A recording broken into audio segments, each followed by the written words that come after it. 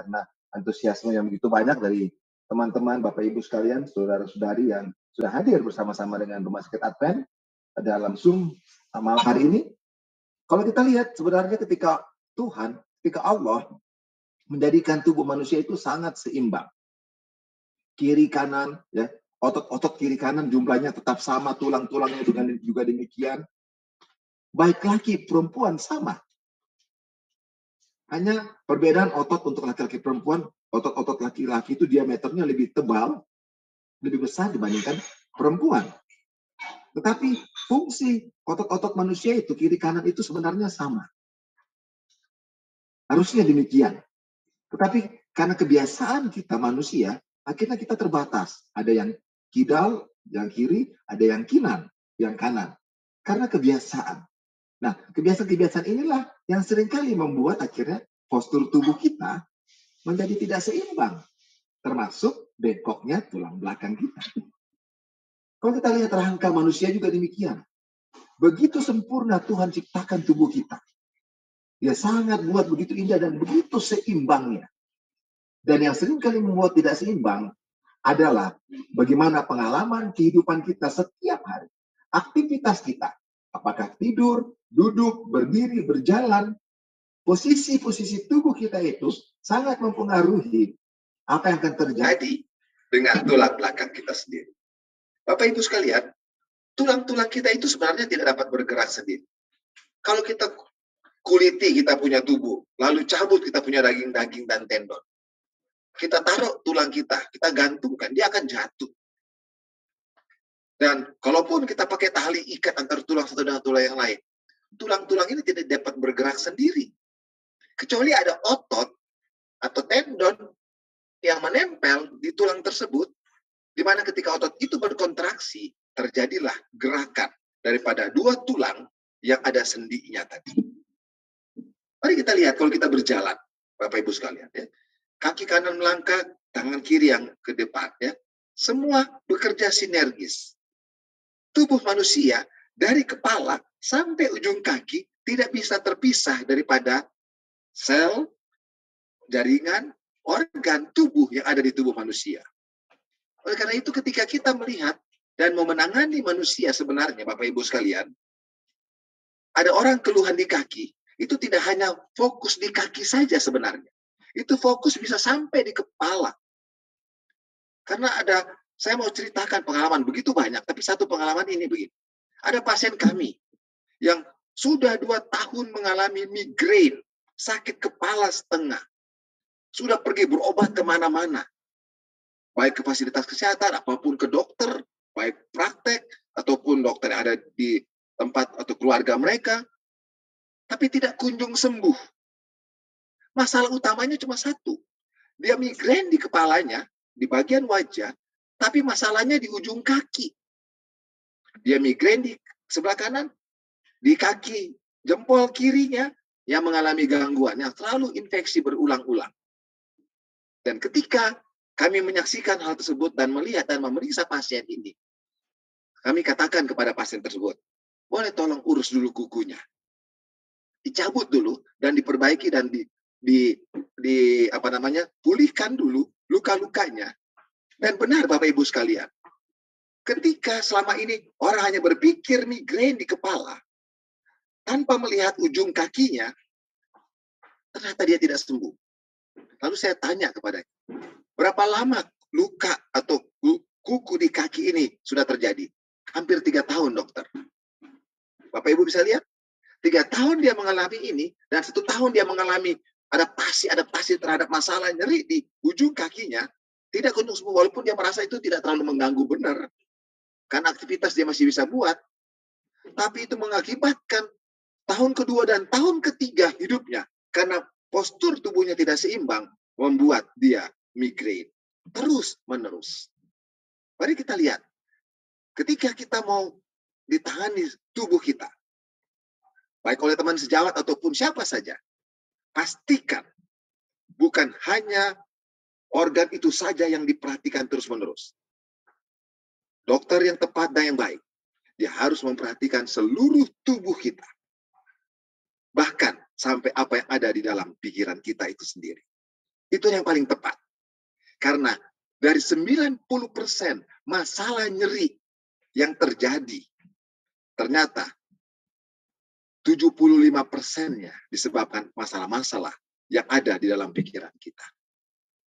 Karena Bapak Ibu sekalian, dari 10 orang ini hasil penelitian, bahkan hasil survei yang sangat besar, dari 10 orang yang datang ke dokter, 9 orang itu masalah penyakitnya berhubungan dengan apa yang ada di dalam pikiran. 90%, luar biasa. Dan ini sangat perlu dikoreksi, perlu dicari tahu. Dan bila mana kita dapat sumber penyebab masalahnya, maka akan sangat mudah mengatasi gejala-gejala, bahkan diagnosa yang terjadi. Oleh karena itu, Bapak Ibu sekalian, aktivitas atau fungsi tubuh kita itu dinilai, fungsi ya, kita bicara fungsi, dinilai melalui bagaimana otot-otot kita itu bekerja. Nah, kalau kita lihat bagaimana fungsi tubuh manusia itu ada 3 macam.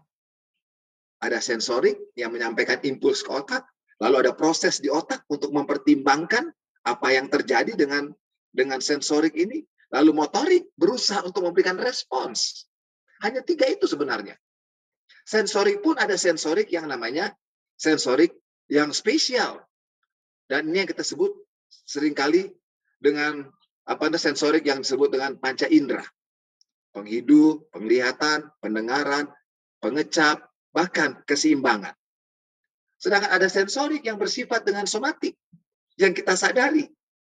Kulit permukaan tubuh kita, itu sensorik yang berhubungan dengan taktil. Kita tahu ini panas, dingin, tajam, tumpul, kasar, halus, permukaan rata, permukaan berbenjol-benjol.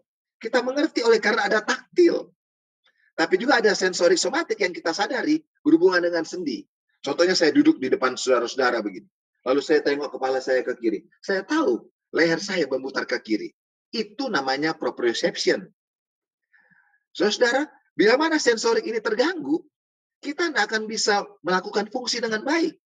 Contohnya, kalau Bapak Ibu memiliki gangguan taktil, ya, rasa kaki kita kebas, ya, kita mau berdiri kita bingung, yang kiri bagus, yang kanan tidak bagus, sehingga kita rasa keseimbangan kita terganggu. Dan pada waktu kita berjalan, orang akan melihat, kami sebagai dokter lihat, ada kenapa dia jalan pincang? Apa masalahnya? Apakah motorik atau sensorik? Ini yang jadi pemikiran kita. Tapi juga ada sensorik yang bersifat visceral. Visceral itu adalah organ-organ dalam tubuh kita yang ketika dia bekerja, ada otot polos namanya, kita tidak sadari. Tetapi kalau dia bekerja berlebihan, akan timbul sakit. Contohnya gerakan usus, kita tidak tahu itu ususnya bergerak atau tidak. Tapi kalau dia bergerak begitu cepat atau dia kontraksi begitu kuat, akan timbul sakit. Itu namanya visceral sensorik. Dan ini memberikan respons kepada otak, apa yang akan dibuat. Contohnya tangan kita. Ketika tangan kita pegang api, langsung tangan kita bergerak, bukan? Ketika dia bergerak, itulah motoriknya. Untuk menghindari daripada bahaya terbakarnya tangan kita itu. Dan ketika kita tarik, itu namanya gerakan yang disebut dengan unsur motorik yang somatik, yang kita bisa kontrol. Tapi ada motorik yang tidak bisa kita kontrol. Contohnya gerakan jantung, kontraksi pembuluh darah, kontraksi usus tadi. Tetapi kalau dia terjadi kelebihan atau terlalu kurang, akan timbul masalah, itu akan timbul seperti tadi masalah visceral sensorik. Baik Bapak Ibu sekalian, ya. Sekarang kita lihat ke tulang belakang kita yang memiliki fungsi tadi. Nah, tulang belakang itu berfungsi untuk menopang tubuh kita, baik atas maupun postur tubuh kita. Dan ada ruas-ruas tulang yang tersusun bertumpuk satu sama lain yang sangat luar biasa yang Tuhan ciptakan. Dan tulang belakang yang sehat itu agak sedikit lengkung. Dia ada lurus seperti tongkat yang lurus begitu. Mari kita lihat. Lengkung ini, kalau Bapak Ibu bisa lihat ada tanda panah yang saya bilang. Di leher ada lengkung ke depan, di dada lengkung ke belakang, di daerah perut, bagian perut lengkung ke depan, kemudian di tulang ekor dia lengkung ke depan. Ya, lengkung ke belakang. Nah, lengkung ini bagaimana dia bisa terjadi? Kalau kita tahu sejak kita lahir, di dalam kandungan ibu kita, tulang belakang itu lengkungnya dalam bentuk huruf C. Dari kepala sampai ke tulang ekor, dia seperti huruf C. ya. Charlie, ya. Sekarang bagaimana dia muncul lengkung pada daerah leher? Yaitu ketika bayi itu mulai belajar dalam usia 2 bulan, dia mulai angkat kepala. Ketika dia mulai angkat kepala karena otot-ototnya bergerak, maka ada lengkung tulang lehernya ke depan, seperti gambar ini tadi. Ya, tulang lehernya ini ke depan. Tadinya kan lengkungnya ke belakang. Banyak bapak ibu sekalian, apalagi bapak ibu muda, apalagi kita mungkin ada orang tua sini yang memiliki cucu-cucu.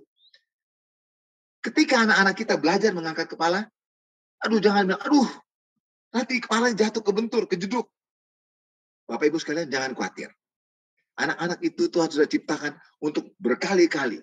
Dia akan menjadi kuat ketika penelitian mengatakan ada 2.000 kali diangkat terjatuh, angkat jatuh. Setelah 2.000 kali, dia akan mampu membuat lengkung ke depan dan akhirnya otot-ototnya menjadi kuat.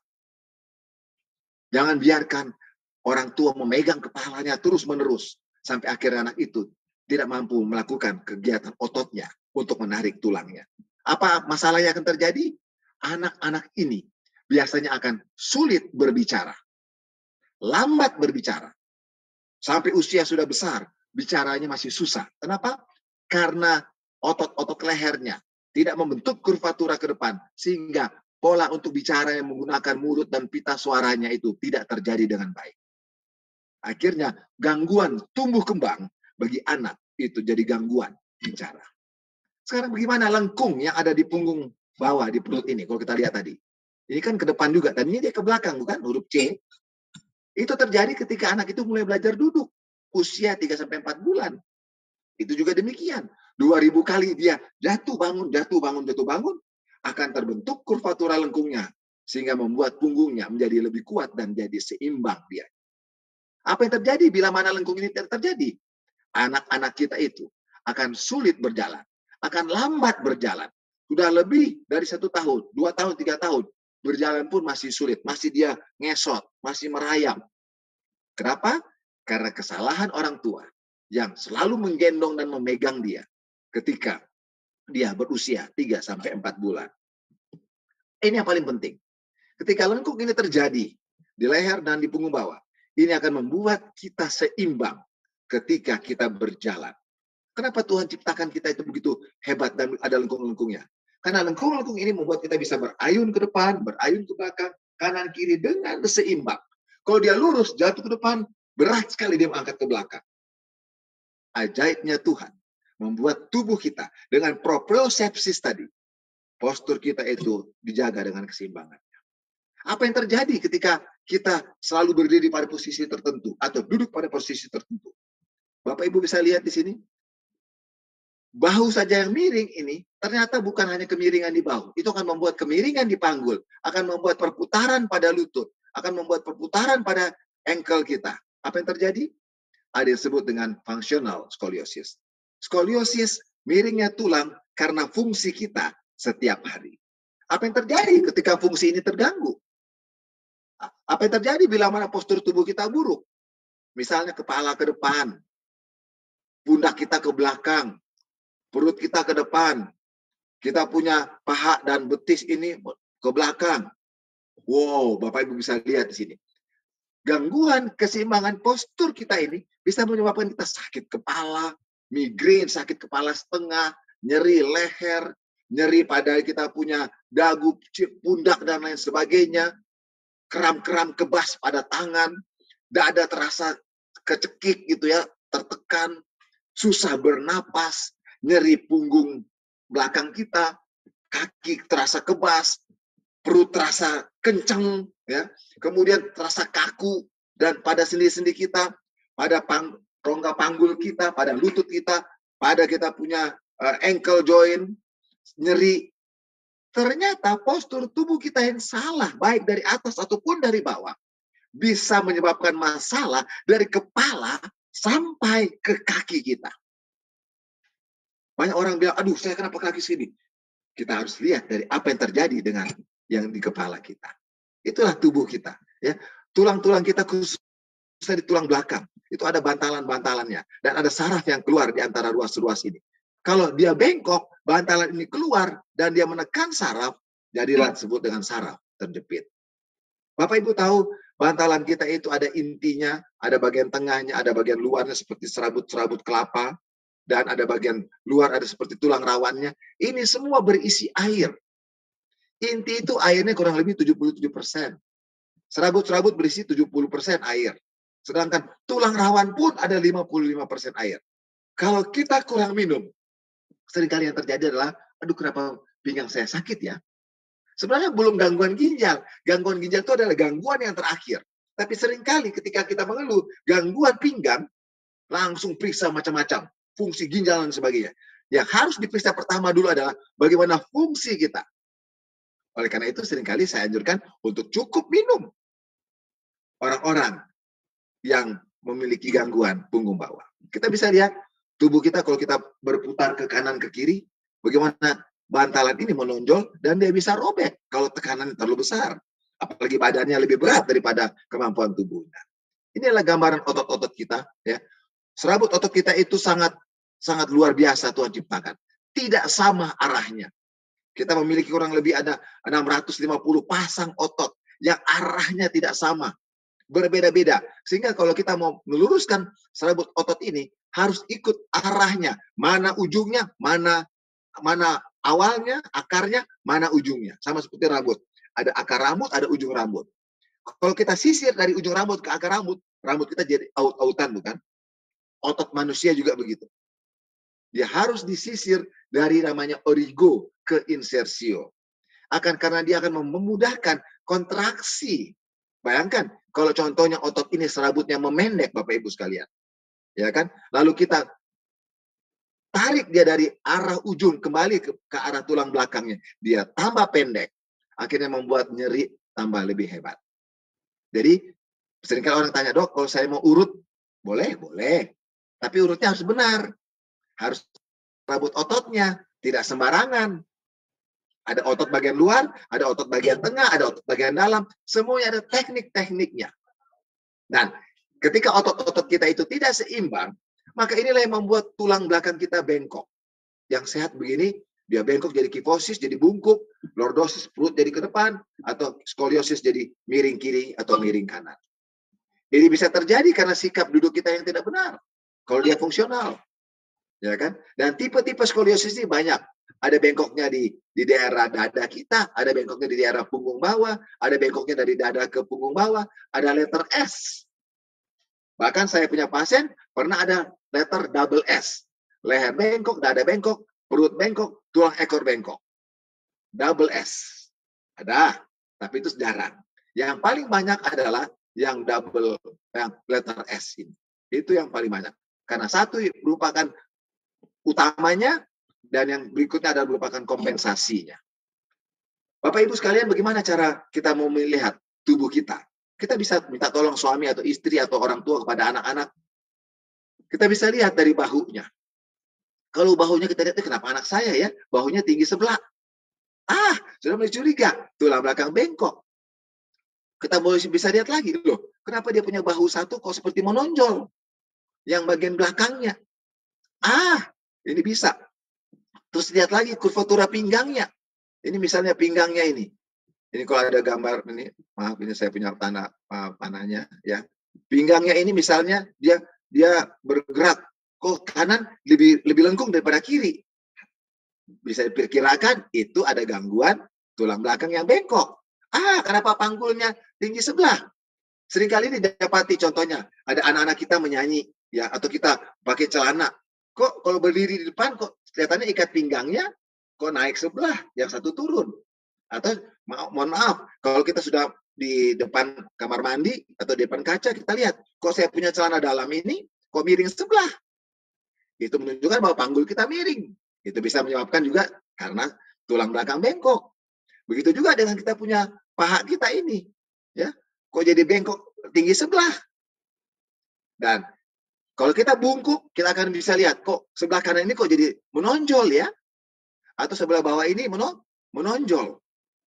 Dan inilah tanda-tanda daripada tulang belakang kita bengkok yang kita sebut dengan skoliosis itu. Cara mengukurnya sangat sederhana.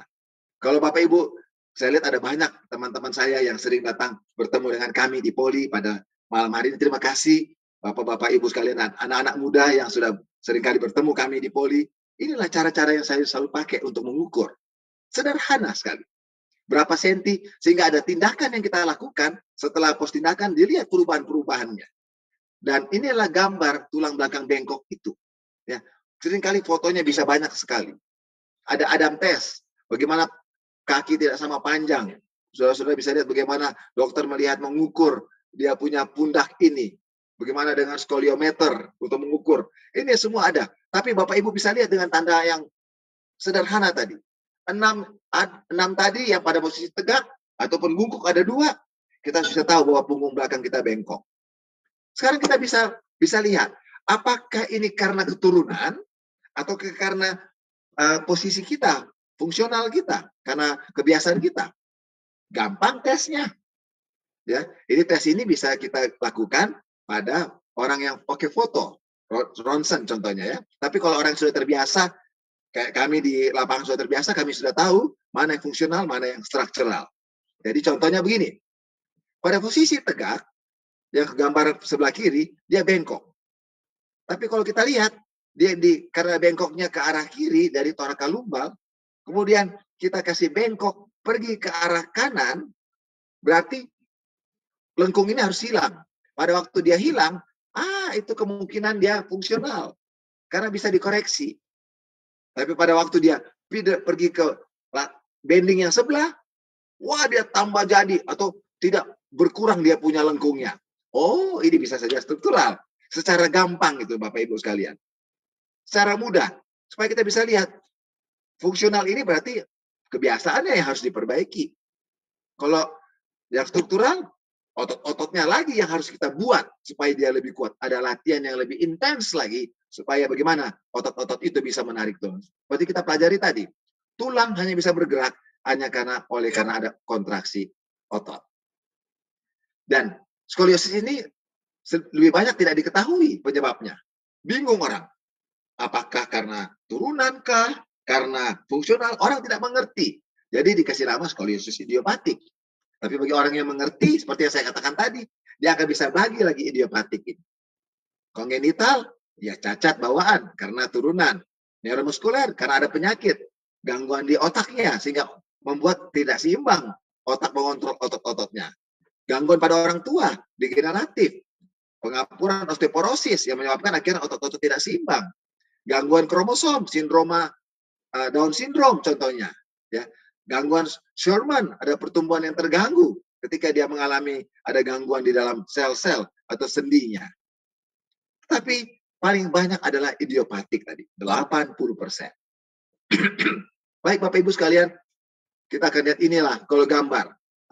Kalau Bapak Ibu bisa lihat gambar sini, ini adalah hasil daripada operasi. Nah, hasil operasi sepertinya lurus di atas, tapi ketika dia sudah ada gambaran besi di dalam tulang-tulang kita itu, dia badannya lurus. Tapi ada fungsi yang juga akan terbatas. Karena kita tahu bahwa kita lihat bahwa tulang belakang itu ada sendi-sendinya. Tapi bila mana sudah ditaruh dengan besi begini, ada gerakan-gerakan yang sudah terbatas, bukan? Mari kita lihat gambar seperti ini. Ini gambar seorang pasien, anak dengan melengkung. Ini fotonya ya. Fotonya dengan demikian.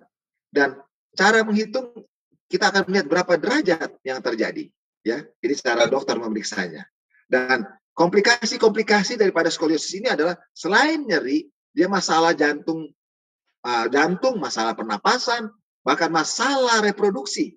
Ya, di kami seringkali ada datang orang dengan gangguan skoliosis, susah untuk mendapatkan keturunan. Tapi puji syukur, alhamdulillah. Di Rumah Sakit Bandung, khususnya di bagian rehabilitasi medik, sampai hari ini, ya, kami sudah ada melihat 55 pasang ketika dikoreksi skoliosisnya, maka Tuhan izinkan untuk mendapatkan keturunan kembali. Luar biasa. Kenapa? Karena ketika kita memiliki gangguan-gangguan yang tidak seimbang, akan mengalami juga kesulitan untuk bukan hanya reproduksi, saluran cerna dan juga saluran kencing. Sekarang bagaimana cara mengatasinya? Itu yang kita mau cari tahu. Ada latihan skoliosis. Kita perlu kontrol koreksi postur tubuh kita. Kalau itu fungsional. Ada manipulasi tulang belakang yang kami sering lakukan di Poli, ya. Bagaimana yang apalagi yang sudah struktural. Ada latihan-latihan fisioterapi dengan fisikal dan motor terapi. Ada dengan electrical terapi, menguatkan otot yang kuat, atau biofeedback dengan seperti menggunakan electrical tapi dia melakukan sendiri, dia menyadari hal tersebut. Kalau dia sakit, nyeri, kadang-kala ada dokter yang memberikan obat-obatan, ada yang menggunakan baju brace, bahkan ada juga yang terakhir kalau sudah tidak gagal semua dilakukan operasi tulang belakang. Jadi kita lihat latihan-latihannya sederhana sebenarnya. Bagaimana kalau Bapak Ibu bisa lihat tulang belakang kita ini, kalau dia lengkung ke kanan, artinya otot kanan ini lemah. Sehingga menyebabkan otot-otot lain itu mendorong tulang, jadi menonjol. Dan otot yang lemah ini apa yang mau dibuat? Harus dikasih kuat. Sedangkan otot yang memendek, yang di sini harus di stretching. Jadi sistemnya yang memendek di stretching, yang lemah dikuatkan. Bukan cuma itu, ada lagi latihan untuk keseimbangannya. Ya. Ada, kalau kita lihat ini bagaimana tulang-tulang belakang kita, baik 4 bulan, 12 bulan, sebelum treatment begini, setelah 12 bulan begini, setelah 22 bulan begini. Ada perubahan setelah latihan. Latihan-latihan semua sederhana. Kita bisa lihat dari bengkok tulang kita kemana. Kalau dia misalnya, dia bengkoknya ke kanan, tidurnya miring kiri. Dengan bantal misalnya. Kalau dia ke sini ke kanan, tergantung kemiringan kita. Kalau Bapak Ibu bisa lihat ini adalah pasien yang memakai brace. Ya. Dan kalau kita berdiri, contohnya seperti gambar yang paling kanan ini. Dia miring ke kanan, dia harus dorong di tembok untuk miring ke kiri. Gampang sekali, sederhana. Ya. Kita juga demikian, Bapak Ibu bisa lihat gambar yang di bawah sini. Ketika dia mau mengambil sesuatu dalam posisi jongkok dan jinjit, kalau dia bagian yang menonjolnya di bagian kanan atau kiri, tergantung tangan mana yang kita akan pakai untuk mendorong, memberikan kekuatan pada tulang atau otot yang lemah tadi.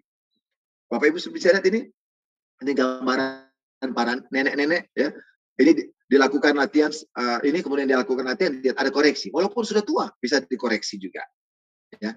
Ini masih lebih mudah, ini lebih mudah. Ketika dia koreksi dengan cara postur tubuh berdiri saja, dia bisa terkoreksi. Ya. Ini kalau pasien yang menggunakan brace. Ya. Awalnya dia miring, kalau kita lihat dia pakai BH, dia pakai brace ini untuk selama beberapa waktu, 6 bulan setelah dia pakai brace, ada ini. Sebenarnya bukan hanya brace saja, dia harus ada latihan-latihannya. Brace hanya alat yang pasif, tapi ototnya sendiri harus bisa melakukan latihan yang kuat di stretching, yang terlalu kuat di stretching, yang lemah dikuatkan.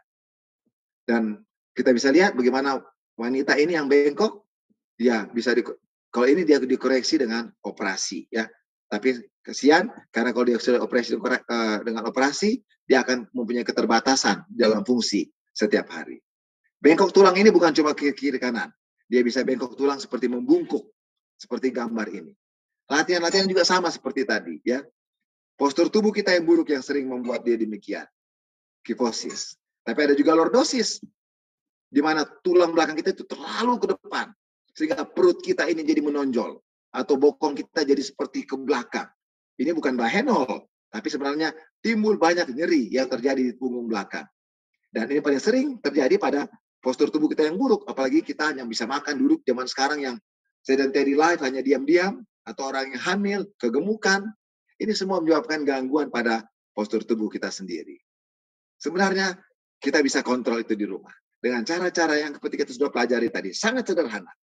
Kita tahu mana yang memendek karena dia lengkungnya ke situ, kita akan stretching itu. Di mana yang menonjol, itu ototnya lemah, kita kuatkan di tempat itu. Biarlah pelajaran kurang lebih 1 jam ini boleh menolong kita. Kita boleh mengingatkan keluarga kita. Kalau gerakan putar juga demikian, ada rotasi tadi ya. Kalau saya lihat ada rotasi. Kalau rotasi ke kanan, dia lemah, kita kasih kuat yang ke kanan. Sedangkan yang kiri kita stretching. Jadi prinsipnya, 1 stretching, 1 strengthening. Apakah ke depan, ke belakang, kiri, kanan, atau putar kiri, atau putar kanan. Biarlah Tuhan memberkati kita dengan pengalaman yang kita boleh ketahui untuk menolong keluarga kita untuk tidak terjerat dalam kondisi yang lebih parah di hari-hari berikutnya. Terima kasih. Oke, terima kasih Dr. Alvin. Pelajaran yang sangat menarik untuk kita semua. Baik untuk anak-anak sampai ke lansia, kita semua mendapat pengetahuan yang barusan kita dengar dari Dr. Alvin. Di ruang chat sebanyak pertanyaan sangat banyak karena partisipan yang bergabung pada malam hari ini sempat menginjak 418 orang ya device. Mungkin ada yang lain ada 2 dan 3 berarti banyak sekali ya malam hari ini. Dan dokter siap-siap dengan pertanyaan yang sangat banyak dan saudara-saudara apabila tidak sempat dijawab, saudara-saudara telah meninggalkan nomor telepon dan pasti kita akan memberikan jawaban lewat WA. Oke, pertanyaan yang pertama. Selamat malam, dokter. Saya dengan Melvin, usia 46 tahun. 2 minggu saya MRI lumbal dan hasilnya ada masalah di lumbal 5, 4, dan 3. Dan yang lebih berat di lumbal 3. Ada pembengkakan. Saya sering merasakan sakit mulai dari pinggang, tulang bokong sebelah kanan sampai ke paha suka panas. Kalau berdiri dan duduk tidak bisa lama. Kira-kira pengobatan atau terapi apa yang harus saya lakukan, dokter? Saya disarankan untuk operasi, tapi saya belum siap. Terima kasih, dokter. Silakan, dok. Terima kasih. Mungkin pertanyaan-pertanyaan yang dari teman lain juga akan menjadi perhatian bagi kita semuanya. Karena itu seringkali menjadi pengalaman kita. Kalau saya lihat pertanyaan dari Bapak yang menanyakan ini, mungkin tidak akan berbicara mengenai tulang bengkok ya. Kalau saya lihat ini bicara mengenai sendi-sendi tulang, apalagi tadi ada lumbal 5, lumbal 3, lumbal 1 ya, yang mengalami gangguan yang mungkin seringkali kalau saya cenderung lihat dia punya pertanyaan ini dengan gejalanya berhubungan dengan saraf terjepit. Nah, ini saraf terjepit.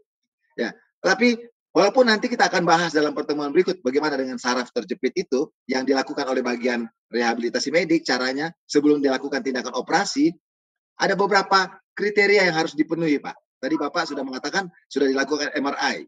MRI ini bisa membedakan apakah bantalan yang keluar yang dari antara ruas itu grade 1, grade 2, grade 3, atau grade 4. Grade 1 itu baru menonjol sedikit. Grade 2 dia menonjol setengah, tapi intinya masih ada di dalamnya. Grade 3 intinya sudah mulai keluar. Grade 4 dia sudah sampai robek. Nah, kalau dia sudah robek atau grade 3 ke 4 itu biasanya operasi ya. Tapi kalau 1, 2, pengalaman kita di klinis seringkali latihan ini sangat penting. Ya, seperti saya katakan tadi, bantalan itu yang antara dua ruas ada bantalan yang mau keluar, ini seringkali dia keluar. Kenapa? Karena tekanan dari atas yang berlebihan. Tekanan di atas yang berlebihan ini penyebab utamanya adalah karena perut kita yang lemah. Bapak Ibu sekarang duduk ya. Kita ada kurang lebih 415, sekarang 415, 420 tadi ya. Sekarang kita duduk ya. Kemudian kita duduk, Bapak Ibu bisa lihat gambar saya dengan gambar rumah sakit di belakang ini. Kalau saya duduk, selalu saya kasih lemah perut saya kasih besar perut saya, apa jadi dengan saya punya bahu? Turun. Tapi coba sekarang saya kasih kencang saya punya perut, saya kasih naik perut saya. Saya nggak angkat dada, nggak angkat saya punya bahu, ya. Saya kasih kencang perut saya. Masing-masing kita duduk di tempat kita masing-masing, lalu kita kasih kencang perutnya. Apa yang jadi dengan tubuh saya? Dia naik. Jadi untuk mengangkat postur tubuh bagian atas, itu bukan latihan-latihan bahu angkat-angkat gini, bukan. Yang perlu diangkat bahu ke atas adalah otot perut harus kuat. Ada latihannya. Kenapa? Karena otot perut kita itu seringkali jadi lemah karena kita kebanyakan duduk, banyak makan, ya kan? Kalau kita banyak makan, banyak duduk, ya perutnya pasti jadi besar. Ya kan? Lalu kita harus melatih otot perut, jadi itu akan mendorong naik ke atas, yang menyebabkan, bagi Bapak yang bertanya tadi, tulang bagian atasnya, torakalnya, akan menarik lumbal 1 dan lumbal 3 naik ke atas, sehingga bantalan tadi itu, dan Bapak cukup minum, karena di Rumah Sakit Alvin Bandung kami selalu ajarkan tentang hidup sehat, di mana hidup sehat itu ada kata singkatan-singkatannya, di mana A yang hidup sehat, A sebelum T yang terakhir adalah air jernih yang cukup. Itu akan membantu Bapak untuk akhirnya dia naik kembali, sehingga nyeri yang mengiritasi saraf jadi berkurang atau bahkan menghilang. Lakukan Pak latihan itu, kuatkan otot perut Bapak, dan cukup minum air, istirahatin cukup malam hari, Tegangan, stres, hati yang gembira, saya mungkin bagikan di sini kepada kita 420 orang ya. Hidup sehat itu singkatan daripada 10 elemen kesehatan, hukum kesehatan. Hanya adalah hati yang gembira. Karena kalau kita stres, otot-otot kita spasme. Dia akan membuat sendi kita menyempit, bantalan itu keluar. I adalah istirahat yang cukup. Kalau kita kurang istirahat, itu menyebabkan otot-otot kita juga jadi spasme. Diet yang tidak seimbang, yang tadi kita sudah pelajari. Kita makan banyak, perut jadi besar, misalnya. Kemudian, hidup, punya udara yang bersih. Polusi udara menyebabkan stres yang tinggi, otot-otot spasme. Pengendalian diri. Kalau kita nggak bisa kendalikan diri, marah-marah terus. Alas kamu ya. Saya nggak pernah orang marah-marah itu ototnya lembek. Ya kan? Orang marah-marah itu, alas kamu ya, kurang ajar kamu ya. Oh, makan itu, otot semua jadi ke bawah. Coba kita senyum. Kita kendalikan kita punya diri. Senyum itu akan mengangkat bibir kita ke atas, bukan? Ketawa juga akan mengangkat ke atas. Coba marah, dia ke bawah. Apa yang terjadi dengan sendi kita? Dia menyempit kalau dia ke bawah, bukan? Jadi pengendalian diri penting. Lalu sinar matahari yang cukup.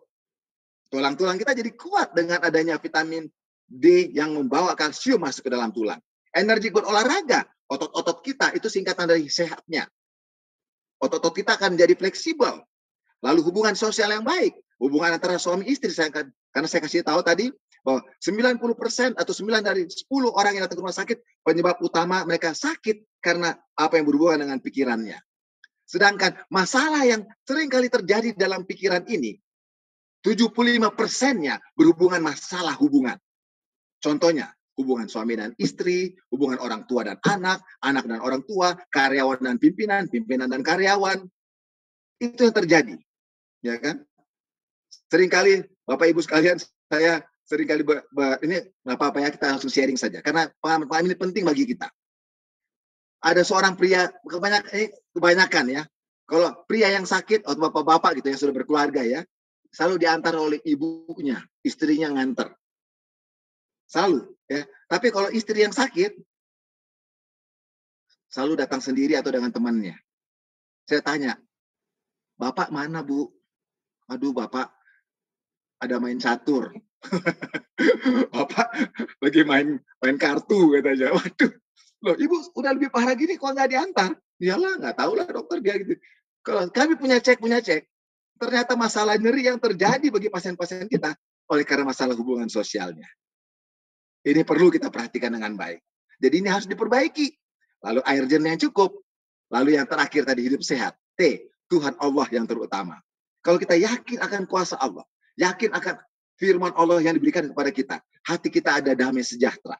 Itu membuat otot-otot kita menjadi rileks. Dan inilah yang akan menolong kita. Tidak akan gampang terjadi back pain. Saya mau bagi pengalaman kami. Dalam tugas sehari-hari saya, sebagai seorang dokter rehab, walaupun juga ada di manajemen, ya, banyak masalah, tapi hidup hati itu dibiarkan hati gembira. Dalam pekerjaan fisik, seringkali mengangkat pasien, ya. Pasien-pasien kalau diangkat itu bisa sampai ratusan kilo diangkat. Tapi kenapa saya tidak terjepit saraf? Karena postur tubuh kita, ya, kita latih dengan baik. Dengan hati yang gembira dan hidup sehat tadi, otot-otot kita itu bekerja dengan seimbang. Kiranya tips-tips ini boleh menjadi berkat bagi kita. Sehingga Bapak yang bertanya tadi akan hilang daripada rasa radicular pain yang sudah terjadi bagi Bapak. Boleh Pak ya? Oke, terima kasih. Pertanyaan di HP saya sudah 32 ya, sudah masuk 32. Oke, pertanyaan selanjutnya dari Bapak Jimmy Dolot. Selamat malam dokter, saya senang olahraga terutama jalan kaki. Tumit kaki kanan saya sering sakit terutama jika bangun tidur, agak lama istirahat. Apakah ada hubungannya dengan kelelahan tulang belakang? Oke. Baik, terima kasih. Dari pertanyaan yang diberikan, diagnosa langsung ada di kepala kami. Itu biasanya plantar fasciitis.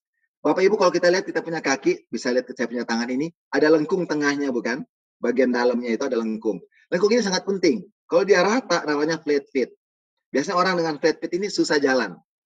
Kenapa? Tulang-tulang dia punya fascia yang membuat lengkung itu tidak baik. Nah, fascia ini seringkali jadi lelah kalau beban tubuh kita semuanya langsung tertumpu pada kaki kita. Karena mungkin kaki kita itu letter X contohnya. Ya, contohnya Bapak Ibu coba sekarang lihat kaki kita masing-masing. Ya, kita buka kita punya sepatu atau sendal, lihat kita punya kaki, lalu kita bikin letter X kaki kita. Lutut-lutut kita kasih ketemu dengan lutut yang lain, satu kiri kanan. Akan membuat kita punya telapak kaki begini, bukan? Ya kan? Dia kayak begitu. Nah, ini menyebabkan kenapa dia letter X? Orang biasanya kaki letter X itu karena panggulnya lebar. Ya. Makin lebar itu panggul, lutut makin lebih ke dalam. Ya. Banyak kan para wanita dia bilang, dokter, saya mau bikin panggul saya supaya jadi lebih besar, dokter. Kenapa? Wah, nampaknya menarik kalau saya jalan kan para pria lihat. Aduh, ibu atau mbak, jangan salah pikir, mbak. Mbak melakukan itu cukup sulit. Mbak bisa membuat godaan yang lebih besar. Karena mbak akan membuat mbak sedikit sakit untuk hal tersebut. Jadi biarlah tubuh kita latih dengan proporsional yang Tuhan sudah percayakan kepada kita gitu. Dan kalau itu yang tadi salah, seperti pertanyaan Bapak Jamie Dolot tadi, apakah tulang belakang bisa menyebabkan itu? Bisa saja. Ada kelemahan-kelemahan di atas menyebabkan beban semua dari berat badan kita langsung tertumpu pada lutut dan tumit kita. Itu yang membuat akhirnya fascia kita tidak kuat karena kontraksi yang terus-menerus. Dan ini sangat mengganggu. Dan tadi Bapak katakan, waktu bangun tidur pagi mau injak lantai, aduh sakit, nggak mampu jalan. Lakukan latihan-latihan ankle pumping exercise. Kalau tadi saya katakan, ada spasme otot, apa yang mesti dibuat dari spasme otot itu? Harus di stretching, harus digerakkan sendinya yang kaku. Karena spasme otot akan membuat sendi-sendi jadi kaku. Bukan? Jadi harus ada lakukan gerakan-gerakan yang menyebabkan akhirnya, iya enak ya ternyata, sangat sederhana. Seringkali Bapak Ibu datang ke suatu tempat, teman sejauh, disuntik, nggak kelar-kelar Bapak Ibu. Kalau Bapak Ibu tidak mau lakukan latihan.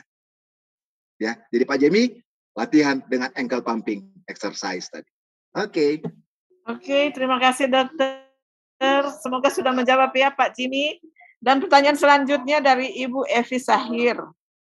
Pertanyaannya adalah, malam dokter, anak saya perempuan usia 23 tahun, menderita skoliosis yang derajatnya sudah lumayan besar. Apakah derajat skoliosis akan terus bertambah, dokter? Solusinya bagaimana, dokter? Oke, selamat malam Ibu Evi. Ya, kembali lagi kepada anak Ibu yang sudah 23 tahun ini. Kalau tidak lakukan latihan, dia bertambah lebih besar. Ya kan? Karena dia ini sudah berhenti pertumbuhan, wanita 18 tahun sudah berhenti, dia punya ini 21 tahun ke atas. Jadi lakukan latihan. Tulang yang menonjol itu harus dikasih kuat. Kembali lagi. Tulang yang menyempit, yang memendek derajatnya harus di stretching. Kalau seringkali tulang belakang kita tidak hanya miring begini Bapak Ibu sekalian. Dia terputar. Jadi latihannya begini. Kalau misalnya di bagian pundak kanan saya ini yang menonjol, berarti ini harus supaya dia jadi kuat, ini harus didorong ke belakang bahu saya, bukan? Ya, didorong ke belakang. Jadi caranya begini. Karena biasanya tulang menonjol itu membuat kita punya tangan kita itu ini jadi miring sebelah, bahu kanan jadi turun. Ya, saya kasih contoh di sini. Bahu kanan saya turun. Apa yang mesti dibuat Ibu Evi untuk anak Ibu? Angkat tangan kirinya ke atas, ya, untuk menarik bagian yang melengkung ke kiri, lalu miringkan ke kanan. Tadi kan dia bengkoknya begini. Dia miringkan kan agak lurus, ya.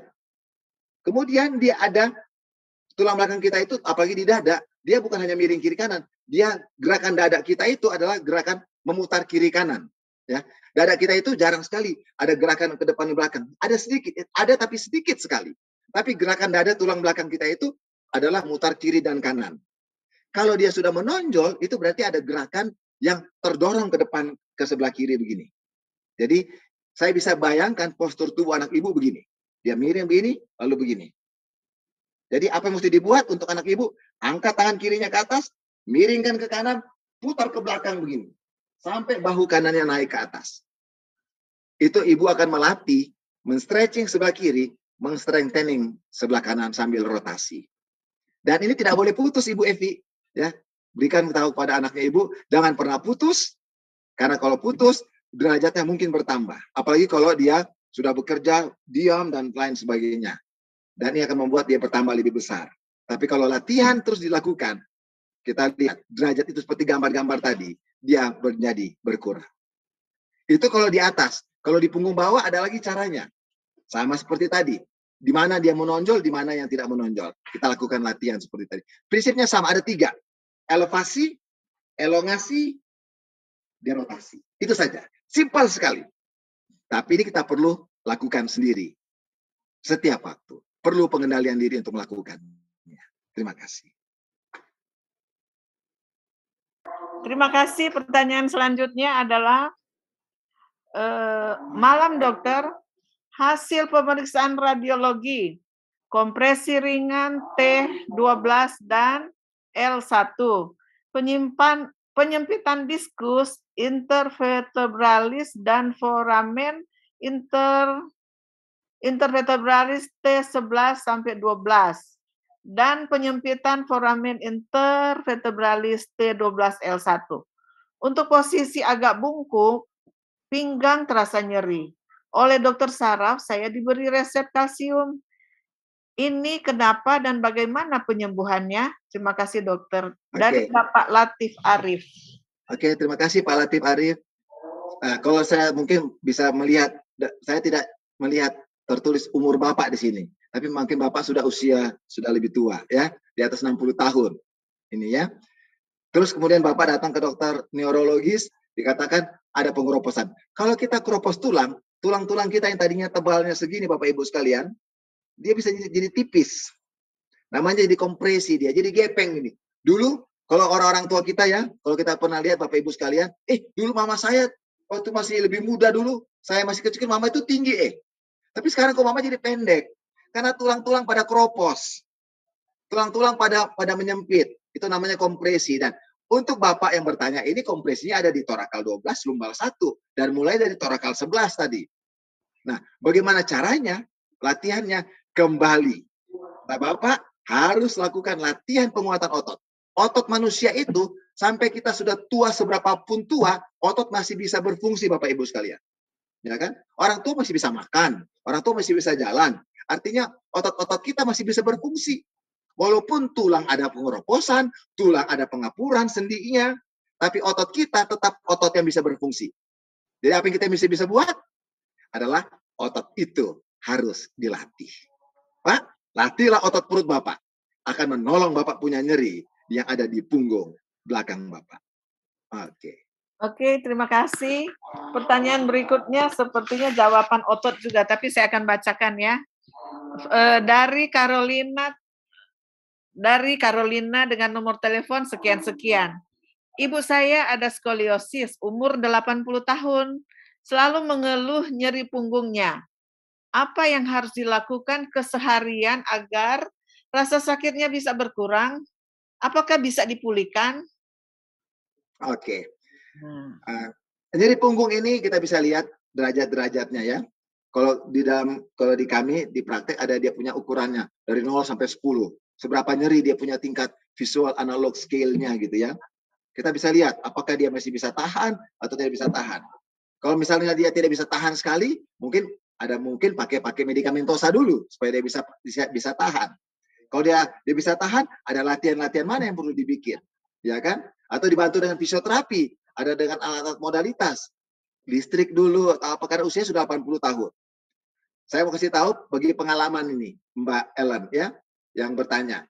Pasien tertua saya, tertua yang datang ke Polirehab yang kami tangani adalah pasien dengan usia 94 tahun. Datang dengan nyeri, badan bengkoknya cukup besar, di atas sekitar 78 derajat bengkoknya, ya. Dia susah berjalan, bangun susah sekali.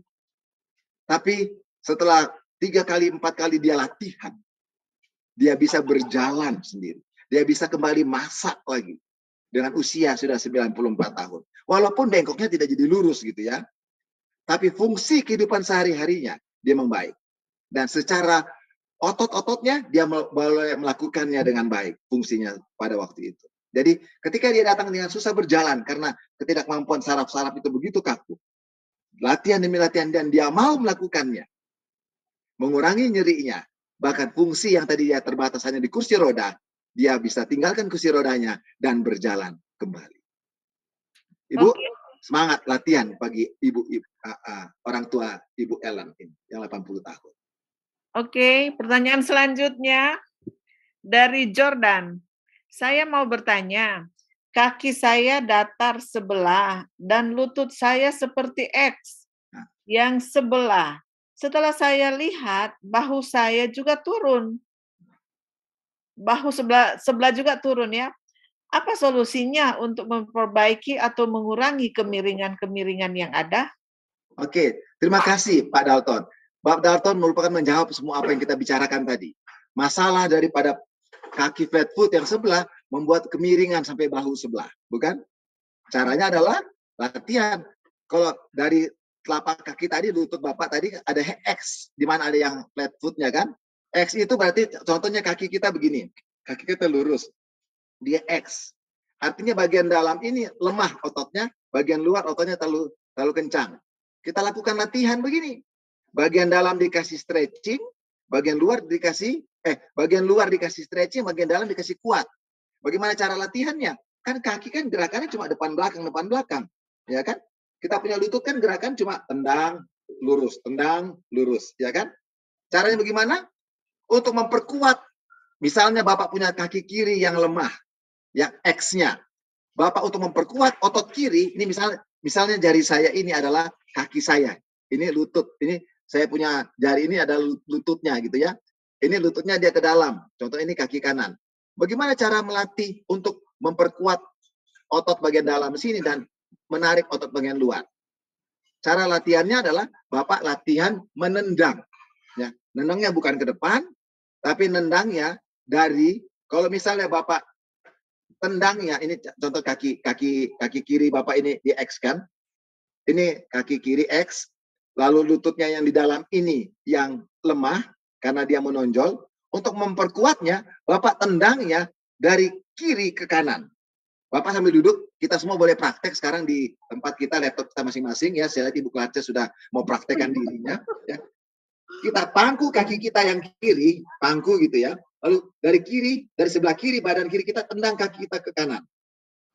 Dia tendangnya miring. Ya, itu akan memperkuat tulang yang menonjol ke dalam. Sehingga dia akan terdorong.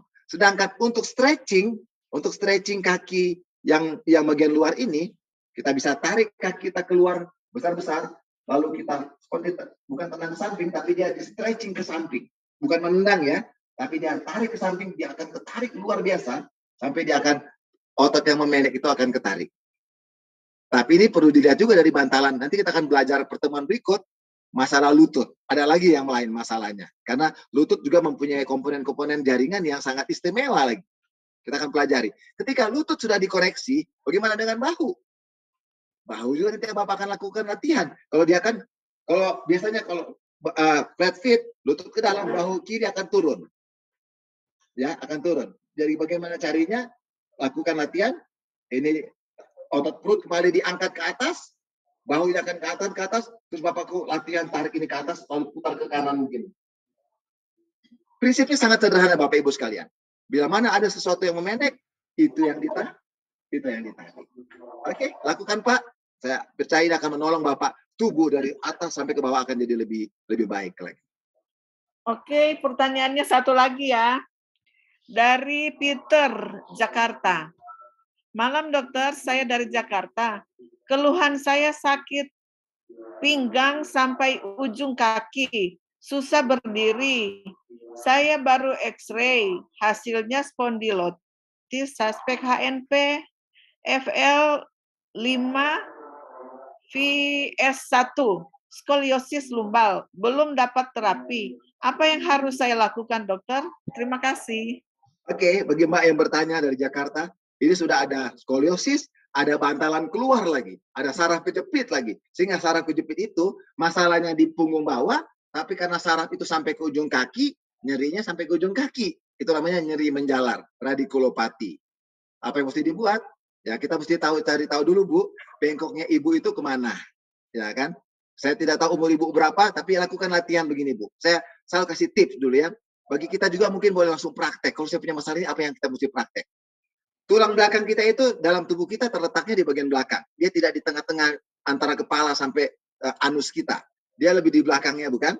Jadi kalau penyempitan itu saya juga tidak lihat. Kalau ibu badannya besar dan perutnya besar, lakukanlah ibu tidur terlentang, kedua kaki ditekuk, ya. Biasanya Bapak Ibu untuk mengurangi tekanan pada tulang belakang, kalau kita tidurnya terlentang, ya. Itu tidur yang paling bagus Bapak Ibu sekalian, ya. Lalu di bawah lutut kita ditaruh bantal sehingga lutut agak tertekuk pada waktu kita tidur. Itu membuat otot tulang belakang kita itu pada waktu kita tidur menjadi rileks. Ya. Itu akan menolong kita sehingga bangun pagi enggak sakit, ya. Sedangkan kita punya kaki juga jadi rileks. Banyak orang yang tidur dia lurus, seringkali kram. Aduh, kenapa kaki itu kram? Bangun kaget karena nyeri, karena kram. Atau bangun pagi, aduh kenapa pinggang saya sakit, ya. Postur tubuh kita istirahat pun itu sangat penting. Nah, bagaimana caranya untuk ibu? Ibu lakukan dulu istirahat dengan cara begitu. Dan kita perlu pastikan bagi ibu yang bertanya ini, kita perlu lihat seberapa besar lengkung-lengkung yang itu sudah terjadi. Tapi yang ibu bisa buat adalah tidur dan istirahat tadi. Kemudian pada waktu ibu bangun, ibu tarik ibu punya lutut, tarik lutut ibu ke arah perutnya ibu. Tergantung dari bengkoknya kemana ibu punya tulang belakang. Kalau tulang belakangnya bengkok ke kanan, yang ditarik adalah kaki kanan. Kalau tidurnya terlentang. Kalau bengkoknya ke kiri, yang ditarik kaki kiri. Ya Bu ya. Sedangkan kaki sebelahnya kalau bengkoknya ke kanan, yang ditarik lututnya itu akan ke arah perut. Ya, lutut ini akan ke arah perut. Sedangkan kaki kirinya akan menjauhi badan. Jadi ibu kayak split gitu ya. Kakinya dibuka lebar-lebar ke kanan. Tapi ini dengan cara ditekuk supaya tidak terlalu sakit. Sedangkan kaki yang kanan, lututnya ditarik ke arah perut. Kalau dia bengkoknya ke kiri, kaki kiri yang ditarik ke arah perut, sedangkan kaki kanan yang ditarik ke arah luar menjauhi badan. Ibu coba itu akan mengurangi ibu punya rasa nyeri. Sebelum nanti ibu akan mungkin konsultasi melihat di mana yang sebenarnya yang terjadi, ya. Kiranya boleh menolong ibu ini. Oke, ada beberapa pertanyaan yang mirip sama atau hampir sama ya. Jadi maaf tidak dibacakan. Jam kita sudah menunjukkan akhir, tapi ada satu pertanyaan lagi ya Dok, ekstra ya. Mau bertanya Dr. Alvin dari Kevin. Dokter, apakah semua kelainan tulang dioperasi menjanjikan normal? Kedua, bagaimana mengurangi nyeri pada low back pain? Kemudian ketiga, apakah ada terapi tepat tanpa operasi untuk tulang yang bengkok? Keempat, Dok, bagaimana membedakan saraf kejepit dengan kelainan tulang belakang? Dan terakhir, pada usia lansia, mengapa bisa badan membungkuk ke depan? Adakah latihan yang tepat? Pertanyaan luar biasa. Secepat aja ya. Ketika jawaban yang pertama ditanya tentang apakah operasi bisa menjamin, tidak ada satupun yang bisa menjamin. Ya, ada yang memang jadi lebih bagus, dia punya posturnya, tapi karena kalau sudah ada dia punya besi di dalam tulang belakangnya itu akan membatasi fungsi. Ya pasti ada sesuatu yang berkurang. Atau yang lain lagi, ada yang juga bisa membuat kalau ada anak ini bertumbuh, ya contohnya operasi masih kecil dia yang bertumbuh itu juga mempengaruhi pertumbuhan sehingga pertumbuhannya tidak bertambah baik. Lalu yang berikut tulangnya besi itu bisa keluar. Kalau dia melakukan gerakan yang kan orang menggerakkan ini, tiba-tiba ada luka karena ini tipis sekali tulang belakang kita itu kalau dengan kulit dengan otot itu kan tipis. Jadi kalau dia gerakan berlebihan itu skrup ada bisa keluar. Kalau ada beberapa pasien kita dia punya besi itu keluar menonjol dari dia punya kulitnya robek begitu. Ada saja ya. Jadi artinya ada banyak hal yang harus dilihat kalau bicara soal operasi. Lalu yang kedua, bagaimana kalau low back pain tadi ya? Apakah ada solusi terhadap back pain-nya? Bisa saja. Tadi kita sudah pelajari apakah bisa sembuh tergantung derajat-derajatnya tadi ya yang bisa dilakukan. Lalu yang ketiga, pertanyaannya adalah apakah saraf terjepit tadi ya? Tergantung derajatnya juga tadi. Ada grade 1, grade 2, grade 3, grade 4, Kevin, ya. Yang bisa kita lihat. Nah, caranya bagaimana cara kita bisa melihat apakah ini saraf atau dari kelainan tulang. Saraf biasanya itu kalau masalah saraf karena saraf itu ada radikulernya, ya. Nyerinya itu bisanya menjalar. Kalau yang bukan saraf biasanya nyerinya lokal, ya. Kalau misalnya itu hanya karena tulang, hanya karena jaringan ikat, hanya otot, itu biasanya lokal. Tapi saraf biasanya dia menjalar sampai ke kaki. Demikian, Kevin. Oke, terima kasih dok. Semua jawaban yang telah diberikan. Di ruang chat lebih 100 ya pertanyaan dan ucapan terima kasih. Dan malam ini saya khususnya mengucapkan terima kasih kepada Studio 2. Ada di sana Miss Sabati yang membantu untuk mengcover semua pertanyaan, dan apabila pertanyaan yang malam ini tidak bisa dijawab, pertanyaan semua tertulis ya. Nanti kesempatan berikut kita akan utamakan pertanyaan yang masuk. Dan mengucapkan terima kasih juga kepada teman saya Dewi yang sudah mengcover acara ini. Dan khususnya kepada Dr. Alvin kami mengucapkan terima kasih sudah memberikan materinya yang sangat luar biasa. Dan kami memanggil kembali Dr. Alvin untuk mengucapkan terima kasih kepada seluruh partisipan yang berjumlah 424 saat materi dilangsungkan. Disilakan dokter. Bapak Ibu sekalian, waktu kita sangat terbatas memang karena ada teman-teman yang lain juga akan menunaikan tarawih dan lain sebagainya pada malam hari ini yang menunaikan ibadah puasa. Saya percaya apa yang kami mau bagikan ini boleh menolong memberkati kita. Karena kami seperti pertemuan ini adalah seperti kita berada di poliklinik sedang diskusi tanya jawab apa yang mesti dibuat ya, itulah yang kami mau buat ya, sehingga kita akan lebih dekat satu dengan yang lain. Mohon maaf kalau semua tidak bisa kami layani, tapi hal ini akan kami buat terus menerus. Bapak Ibu tetap bersama kami Rumah Sakit Advent Bandung karena kami rindu membagikan apa yang Tuhan percayakan kepada kami, dan itu kami mau bagikan kepada Bapak Ibu sekalian supaya kita tidak tersesat di dalam berbagai keputusan-keputusan penting, apalagi yang berhubungan dengan nyeri yang terjadi dalam diri kita. Kita akan bertemu di kesempatan mendatang. Biarlah kita akan bersuka cita dan membagi pengalaman ini pada teman-teman dan keluarga kita. Tuhan memberkati. Oke, terima kasih Dr. Alvin. Sebelum kita bubar, mari kita doa dalam hati kita masing-masing untuk ucapan terima kasih Tuhan. Doa dimulai.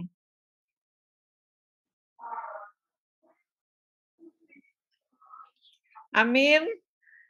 Kita bisa lambaikan tangan kita untuk saling menyapa. Ada yang dari jauh, ada Pendeta Sarjono, saya lihat. Wah, banyak sekali. Host bisa di-unmute supaya kita bisa dengar suara Riu. Oke, terima kasih semuanya. Terima kasih dokter. Terima kasih dokter. Bapak-bapak. Selalu. Terima kasih. Terima kasih. Dokter Alvin.